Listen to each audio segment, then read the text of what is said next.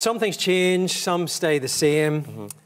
You've moved a few clubs. You're still getting the abuse from the terraces. Yeah. Where's your head on all of that these days? Look, to be honest, it's like a duck to water now. You know, it's not going to change. I'm well used to it. I'm well versed on how to handle it. So, no, it doesn't change life for me. I go about my job as normal, and there's some things you control and some things you can't control. Look, if people want to be idiots and go and vent their week's frustration in a football match at me, then, you know, I can't control that. So, all the best to them. I mean, we've got Erin. Erin, your wife's in the audience tonight there. She was having a big smile whenever we mentioned the text from Ryan Reynolds. She's texting too. What's it like, you know, bringing the kids to the matches and hearing that stuff about James? It's not nice. Never has been, but I think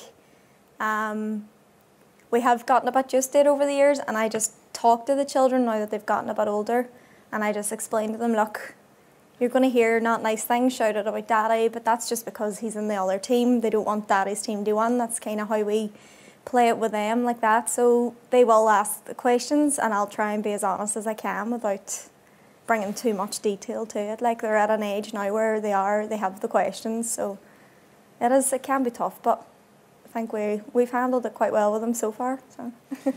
What's the lowest point been with all of that stuff for you? The lowest point, like me, I'm quite headstrong. Like, you can shout abuse at me all day long, and I'll fight fire with fire. Like, I don't mind that, but it becomes a different kettle of fish when your children get brought under it. Like, there's an incident where, which was very public, I highlighted it, where, you know, I know it's false threats, but still not nice to read, where you say they're going to burn your house down with your kids in it. They're going to tie your kids up and your wife up and make you watch while the house burns down. I mean, it turned out it's just this scrawny little idiot, but it doesn't matter. This is on a daily basis. This is happening to the point where you're like, right, there's only so much you can keep going and writing back and getting yourself on your own bar by just retaliating. So you just turn. It's got the stage now. You just turn all comments off, and people can't really get to you. That probably annoys them more. So then when they do actually go to games, you know, they kind of bring that out then. How much of that comes with the turf? You know, in terms of taking a stand on the poppy is something which has got nationality in it, it's got religion in it, it's got politics in it. All that's playing out sort of in the jungle of football terraces, you know. No, like, I knew when I took the stance that it wasn't just going to be something that I knew there was going to be there's going to be heat off the back yet, and I was quite prepared for that. You know, I was a Derry lad growing up. I had my beliefs. Just because I became a footballer in England doesn't mean I was going to change them. It's quite funny actually, because, you know, there's two sides to that history, but over there there's an arrogance and an ignorance where they're taught one side of their history.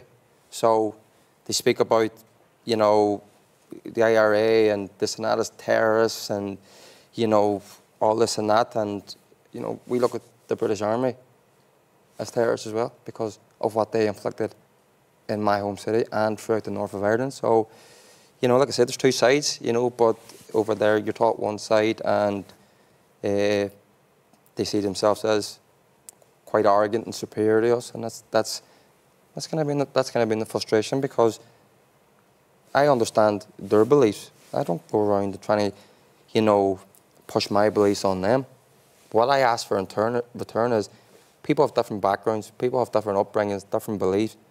Like, you have yours, I have mine. Just respect mine. You don't have to agree with them, because I don't agree with yours. But I don't try and force mine upon you.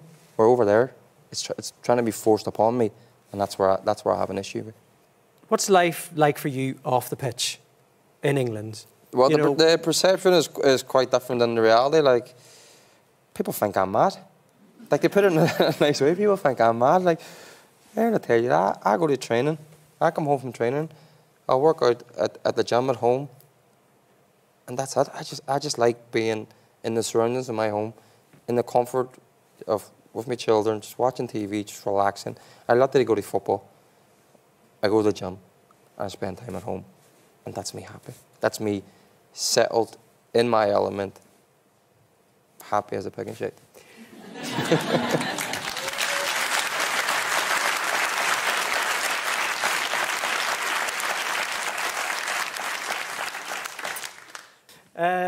Big year for you. Joined the 100 cap club for Ireland. How does that feel?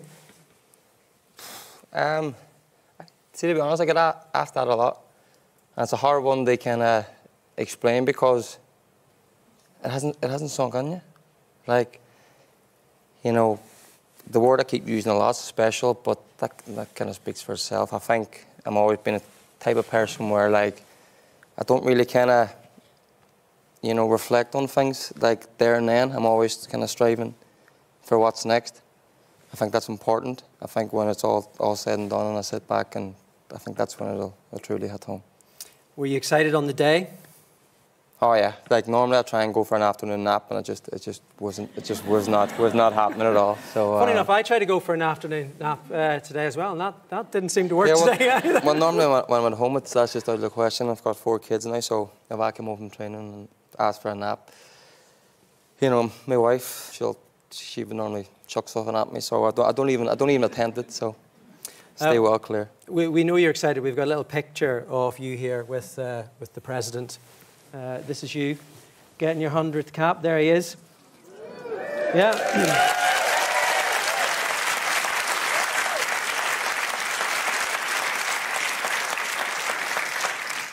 We can tell from your nipples you're excited, James.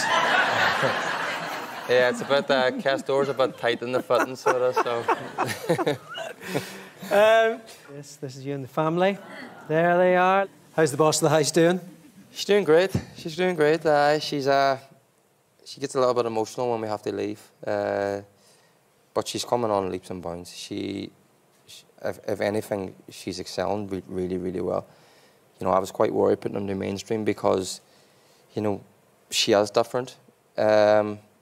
Because she's been diagnosed with autism and also global development delay. So she's 6, but her mindset's of she's still a baby. She's still 2.5, 3-year-old, and that's just. But since she's come into our life has completely changed for the better. It's its challenging days. It's just, as people, it's made us more patient, more understanding in all our situations, and just seeing the struggles she has to deal with. You know, and then obviously it makes us a lot more resilient because we take on obviously her struggles as well as parents. You're talking about her. You recently got tested yourself. Why did you do that one? More so to raise awareness. Like we would say about. Were there certain traits that you were maybe we were certain traits, because like I can get very highly emotional. Like slight wee things, I can get, like, my emotions can get very heightened to where they probably should be. I like my own space as well. Just little things you pick up on her, and when she's getting her assessment, and then you're looking and going, kind of a bit like that yourself. Do you know what I mean? Don't really like being invited to events and things like that, like socialising. Like after a while, I just want to go. I just want to just be my own company. I've got a small group of friends and family and people that I trust. And you just see little things like that, and you're just like, you know what? I was hesitant for a while about going and getting tested and getting a diagnosis because of obviously the job I do, and then it would just be another ammunition to give people. Do you know what I mean? So I thought, you know what? I'm doing this for my daughter.